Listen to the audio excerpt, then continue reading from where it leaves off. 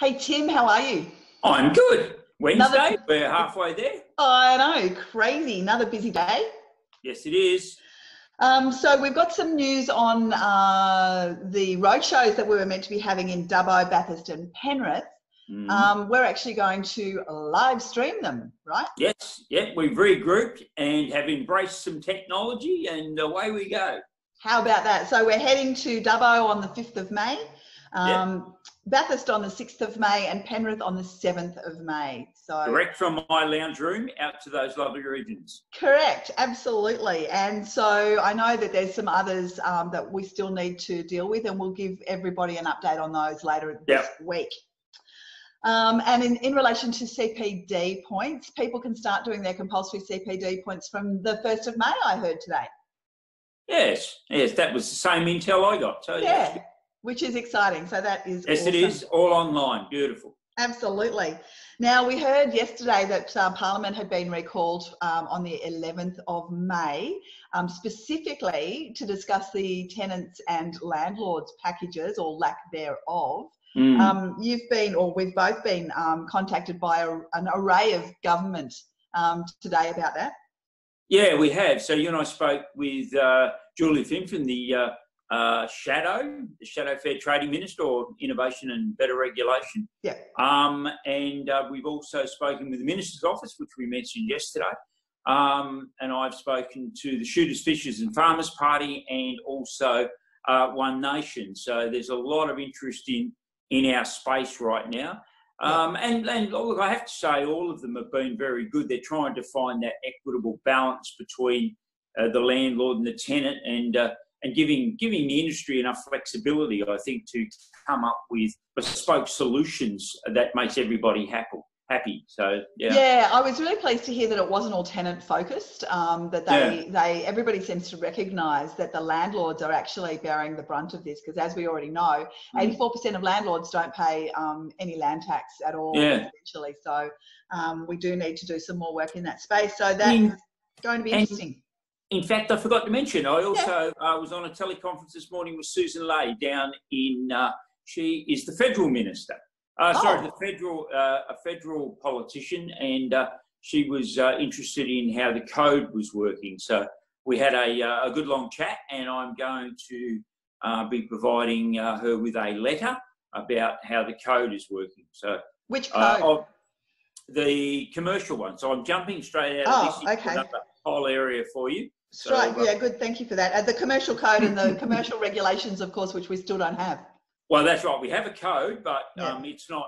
It hasn't been activated yet by the regulations because we haven't seen that. But I have spoken to Susan, a federal poly, as I said, about them. Okay. Now, just to jump back to the landlord and tenant situation for a second, we are drafting a survey at the moment that we will be asking our members to fill out because we need to get as much information to the politicians as we possibly can. We need real data to be able to demonstrate what we need to be able to provide for our landlords. So hopefully we'll have that out by the end of the week. Sorry if I'm putting too much pressure on the girls there, but you know. Yeah, look, and you're right, 100% right. I mean, when you start to lobby government, unless you've got some credible data sitting behind you that you can point to, you really do have an issue trying to convince anybody. But I'm sure our members will be very, very interested in assisting us because it's in everybody's interest. Yeah, I've had a lot of people reach out to me about that over the last couple of days, so I'm sure that we will be inundated with information. No, that'd be great. Yeah. And so landlord insurance, that's still a conversation on foot, isn't it? We haven't got any resolutions on that, but we're working on it. Yes, yeah, and that again is a national issue, although that wasn't with the politician I spoke to today on the national issues, but that has been escalated out of the Minister's Office up to Michael Zucker, I think it is. Absolutely. Who is he's the Assistant Treasurer and also Minister for Housing at the federal level, so we're waiting on some feedback from there. Yep, okay. Now, I know we've got so many different forms and letters and all that sort of stuff available on our website. We're getting some feedback that things are a little bit hard to find.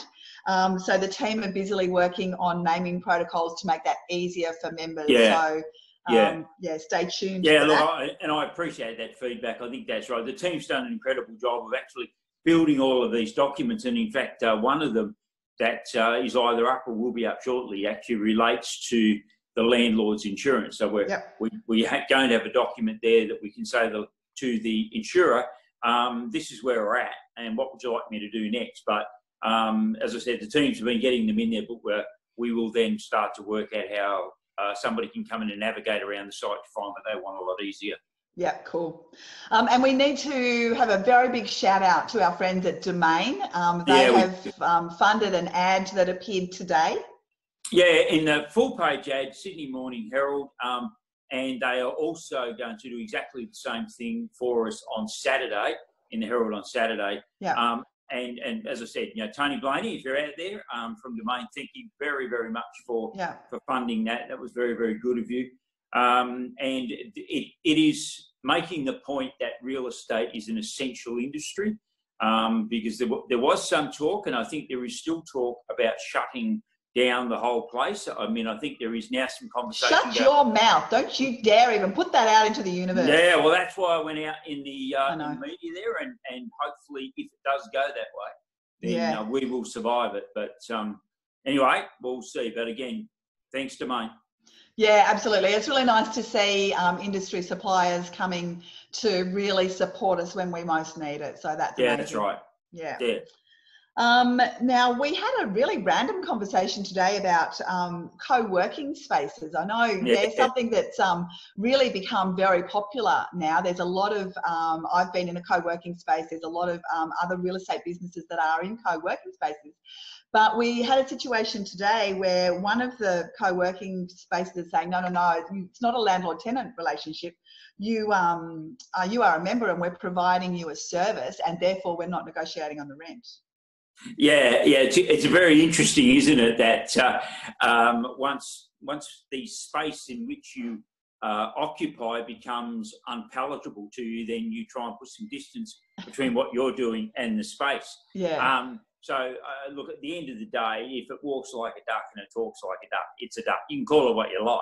Yeah. But that's really what's going on. If people want to reclassify themselves as something that they're not, well, good luck with that.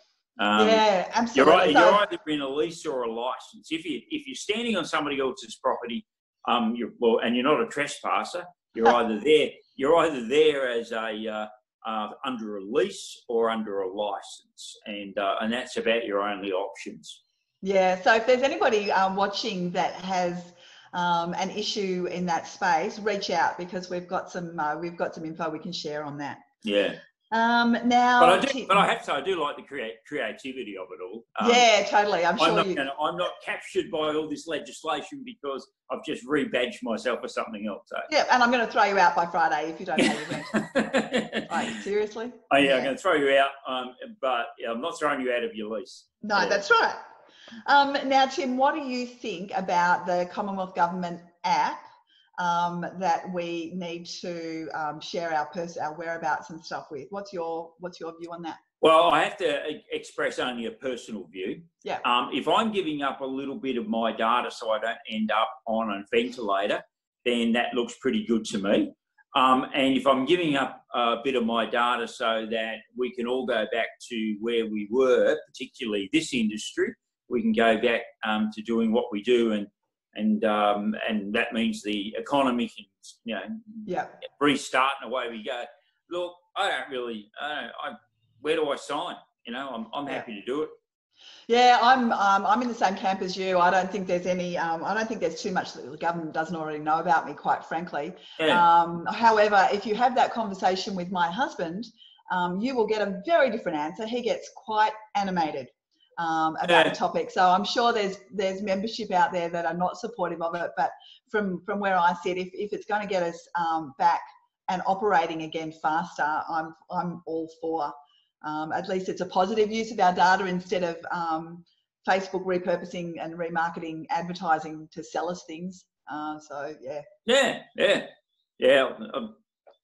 I'm good with it. Yeah, absolutely. Okay, just another reminder that we've got our webinar with John Cunningham on Friday morning at 10:30. Anything else that you want to share before we leave? So that webinar, I always like doing things with John, but that's all about the market and that sort of thing, I think. Yeah, it's all about really. Firstly, we can answer any questions that people have. I know John's always an incredible wealth of information about leadership and about managing teams and about adapting to the situations and the markets. I love any opportunity to ask him questions. So. Yeah, and I think that's the key thing, what you said about adapting. I mean, you can throw anything, I think, at John, and he says, right, I'll just reinvent myself on the spot and be there. I was walking down the street the other day, I've not told you this, but I was walking down the street and there was a cafe, and out the front of the cafe where it was a restaurant, out the front of a restaurant, and they had all these tables set up where you couldn't obviously go in, but they had all this booze there. Yeah. And it said, oh, well, we'll serve you a takeaway, and then you can also grab some booze off us as well, and away you go. And they had little things on the ground that said, you know, you're not allowed to stand close to one another and all the rest of it. So it became a takeaway with grog, you know. The restaurant had morphed into that. And I thought, you know, there's somebody who said, I can't change my world that I live in, but I can change the way I live in it. Absolutely. Yeah, it is really clever. There's a lot of the restaurants and the celebrity chefs that are coming out providing food packages that you can then bring home and do an online cooking school. There's a lot of really interesting reinvention going on right now. Yeah. Beautiful. All right. Well, I will leave you to the rest of your afternoon. Thank you. I am doing a webinar with Yahoo Finance at about 6 o'clock, so that's going to be interesting. Of course you are. Of course I am, exactly. And I will look forward to catching up with you again tomorrow. Yeah, look forward to it. Okay. See you later. Bye. Bye.